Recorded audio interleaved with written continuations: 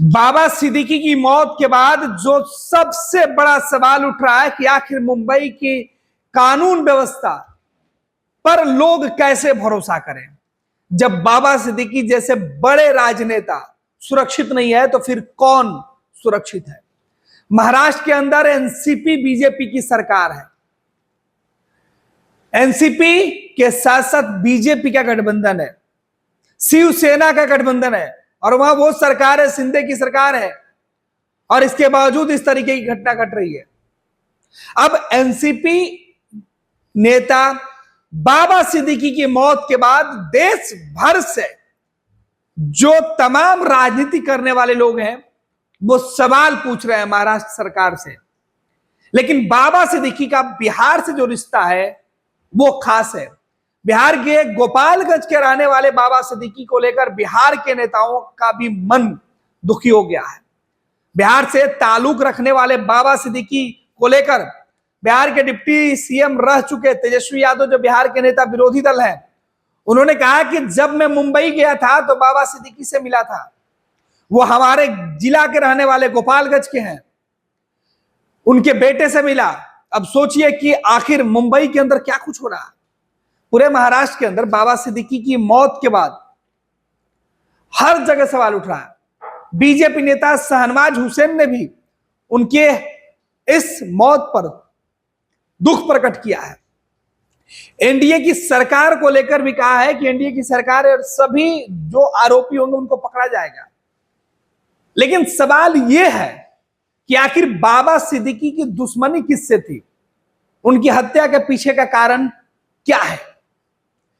कहा जा रहा है कि सलमान खान के दोस्ती बाबा सिद्दीकी के ऊपर भारी पड़ी, क्योंकि जो गैंग है उसे सलमान खान से बदला लेना है। कई तरीके की बातें मुंबई के अंदर चल रही है। महाराष्ट्र के अंदर इस वक्त हर जुबान पर एक ही सवाल, बाबा सिद्दीकी को किसने मरवाया, बाबा सिद्दीकी के खिलाफ किसने साजिश रची। बुलेट प्रूफ गाड़ियों में बाबा सिद्दीकी चला करते थे। बाबा सिद्दीकी को Y+ श्रेणी की सुरक्षा दी गई थी केंद्र सरकार के द्वारा, फिर भी कोई पुलिसकर्मी उस वक्त मौजूद क्यों नहीं था। कैसे तमाम सुरक्षा घेरा को तोड़कर पूर्व मंत्री को इस तरीके से गोलियों से छलनी कर दी गई। बाबा सिद्दीकी के मौत के बाद महाराष्ट्र शासन के कार्यशैली पर सवाल उठ रहा है, पुलिस तंत्र पर सवाल उठ रहा है कि आखिर किस तरीके से एक बड़े राजनेता, 3 दफे के विधायक, महाराष्ट्र का चर्चित राजनेता, सत्तारूढ़ दल से संपर्क रखने वाला, आखिर उनकी हत्या कोई कैसे इतनी आसानी से कर सकता है। बेटे के साथ जा रहे थे, प्लान कुछ और था, पूरे परिवार में बेटा और पिता दोनों के खिलाफ साजिश रची गई थी।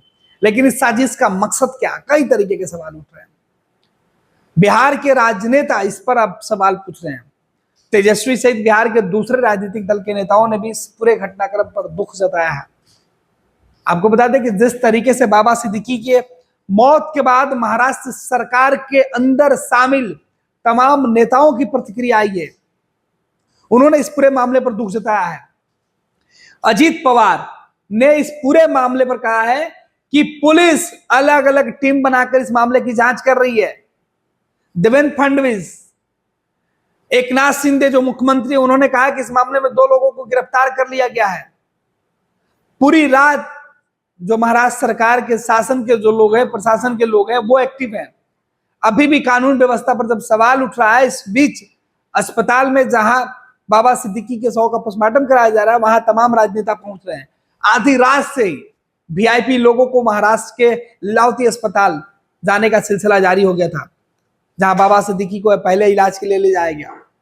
लेकिन सवाल यही है कि आखिर बाबा सिद्दीकी के मौत के गुनहगारों को कब पकड़ा जाएगा, पूरी गुत्थी कब सुलझेगी।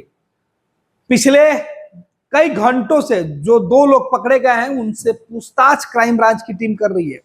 मुंबई क्राइम ब्रांच लगातार इस मामले में नई नई जो जानकारी है वो इकट्ठा करने में जुटी हुई है, लेकिन अभी भी बाबा सिद्दीकी से जुड़े ठोस सबूत नहीं निकल के सामने आए हैं। बाबा सिद्दीकी महाराष्ट्र कांग्रेस के बड़े नेता हुआ करते थे, पिछले कुछ महीने पहले उन्होंने कांग्रेस पार्टी को छोड़कर एनसीपी अजीत पवार की गुट को उन्होंने ज्वाइन किया था, और यहां पर वो अपने बेटे के साथ थे। उनके बेटे विधायक हैं, और अजीत पवार कह रहे हैं कि विश्वास नहीं हो रहा कि इस तरीके की घटना घटी है। देवेंद्र फडणवीस, सुप्रिया सुले, शरद पवार, कांग्रेस पार्टी के लीडर्स, तमाम देश के लीडर्स इस पूरे मामले पर दुख प्रकट कर रहे हैं। हर किसी के लिए बाबा सिद्दीकी की हत्या, लोगों के मन में बॉलीवुड के अंदर से भी सवाल उठने लगे हैं।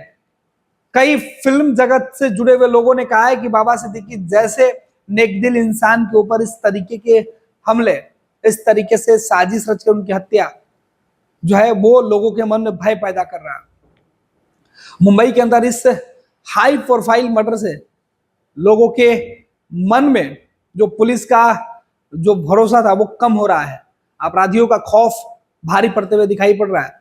बाबा सिद्दीकी के बारे में आपको बता दें कि बाबा सिद्दीकी बिहार के गोपालगंज जिले के रहने वाले थे। मुंबई में बड़े कारोबारी के साथ साथ वो मुंबई की सियासत है, महाराष्ट्र की सियासत है, उसमें लंबे समय से एक्टिव रहे, बड़े कारोबारी भी रहे। उनके ताल्लुकात देश भर के बड़े बड़े लोगों के साथ रहा, तमाम बड़े राजनीतिक दल के नेताओं के साथ उनके संबंध रहे। मुंबई में वो हमेशा अपने घर पे कई जलसे करते थे और उन जलसों में तमाम लोग पहुंचते थे, और ऐसी चीज को लेकर उनकी लोकप्रियता जिस तरीके से थी, बाबा सिद्दीकी किसी एक दल में भले ही रहे हो लेकिन उनके रिश्ते हर दल के नेताओं के साथ रहे हैं। यही वजह है कि आज महाराष्ट्र में बाबा सिद्दीकी को लेकर हर कोई चिंतित है। बाबा सिद्दीकी को लेकर ये चर्चा इसलिए भी आम हो गई है क्योंकि महाराष्ट्र में कुछ ही दिनों में चुनाव होने वाले हैं, कुछ ही महीनों में चुनाव की घोषणा होनी है, और महाराष्ट्र में विधानसभा चुनाव में बाबा सिद्दीकी अल्पसंख्यक चेहरे के तौर पर काफी ज्यादा लोकप्रिय थे, और फिलहाल वो बीजेपी के साथ वाली गठबंधन के साथ थे, एनसीपी अजीत पवार के पार्टी में थे, और उस वक्त उनके ऊपर हमले हुए जब इस गठबंधन की सरकार है महाराष्ट्र के अंदर। सवाल तो उठेगा, एक अल्पसंख्यक नेता जिसके ऊपर जो सत्तारूढ़ दल का समर्थक हो उसके ऊपर इस तरीके की गोलीबारी, जिस जगह पर इस हत्याकांड को अंजाम दिया गया उसके आसपास की लाइटें नहीं होना, सीसीटीवी कैमरे नहीं होने भी संदेह पैदा कर रहे हैं कि इसमें जो बड़े लोग हैं वो शामिल हो सकते हैं। हालांकि कल रात से ही अलग अलग बिंदुओं पर जो है वो बातें की जा रही है। कहा जा रहा है कि कई जो कारोबार से जुड़े हुए मतभेद हो सकते हैं, कई लोगों के साथ नजदीकियां उनके लिए मुसीबत हो सकती है। ये कई तरह की गुत्थी है जिस पर चर्चा की जा रही है। बाबा सिद्दीकी की मौत के बाद सियासत तेज हो गई है, लेकिन अब महाराष्ट्र सरकार इस पूरे मामले में जो है वो कानूनी कार्रवाई के साथ साथ पुलिसिया एक्शन की बात कर रही है। अब देखना है कि बाबा सिद्दीकी को लेकर क्या कुछ हो रहा है, आगे किस तरीके से बाबा सिद्दीकी के जो गुनहगार हैं वो पकड़े जाते हैं। फिलहाल मुंबई क्राइम ब्रांच की जो टीम है वो लगातार इस पूरे मामले में अपनी जांच को तेज करके आगे बढ़ रही है। कानून व्यवस्था पर सवाल उठ रहा है, और विरोधी जो है, जो एनडीए सरकार के विरोधी हैं, वो कह रहे हैं कि अगर महाराष्ट्र के अंदर इस तरीके की घटना घटी है तो क्या उसकी तुलना जंगल राज से नहीं की जा सकती है।